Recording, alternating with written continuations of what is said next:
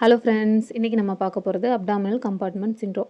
So நம்மளோட abdominal கேவிட்டியில் ஒரு pressure வந்து இன்க்ரீஸ் ஆகிட்டே இருக்குது. ஸோ அது மோர் தென் 20 mmHg போகும்போது அப்டாமினில் இருக்க ஆர்கன்ஸ் எல்லாமே கம்ப்ரெஸ் ஆகிட்டு டிஸ்ஃபங்க்ஷன் ஆகிடும், இல்லை ஃபெயிலியர் ஆகிடும்.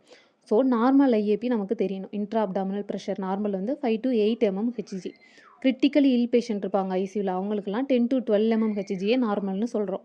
ஸோ இந்த ஐஏபியை 4 கிரேடாக பிரிக்கிறோம். அது அதிகமாக இருக்குல்ல, அதை வச்சு 12 to 15 mmHg இருந்துச்சுன்னா கிரேட் 1ன்னு சொல்லுவோம். அதே 16 to 20 mmHg இருந்துச்சுன்னா கிரேட் 2ன்னு சொல்லுவோம். அதே 20 to 25 mmHg இருந்துச்சுன்னா கிரேட் 3ன்னு சொல்லுவோம். மோர் தென் 25 mmHg இருந்துச்சுன்னா கிரேட் 4ன்னு சொல்லுவோம். ஸோ ஐஏபி நமக்கு கிரேடிங் தெரிஞ்சிருச்சு.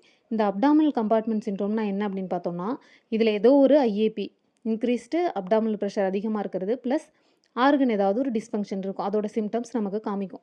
மோஸ்ட் ஆஃப் ரீனல் கார்டியாக் ஃபெயிலியரோட சிம்டம்ஸ் காமிக்கும். அது இல்லாமல் பவல் இஸ்கிமி ஆகிடும், ரெஸ்பிரேட்டரி டிஸ்ட்ரெஸ் போயிடுவாங்க, ஐசிபி அதிகமாகி டெத்து போயிடுவாங்க. ஸோ இது என்ன பண்ணணும்னா எமர்ஜென்சியாக எக்ஸ்ப்ளோரேட்டரி லேப்பராட்டமி பண்ணினா தான் பேஷண்ட்டை காப்பாற்ற முடியும்.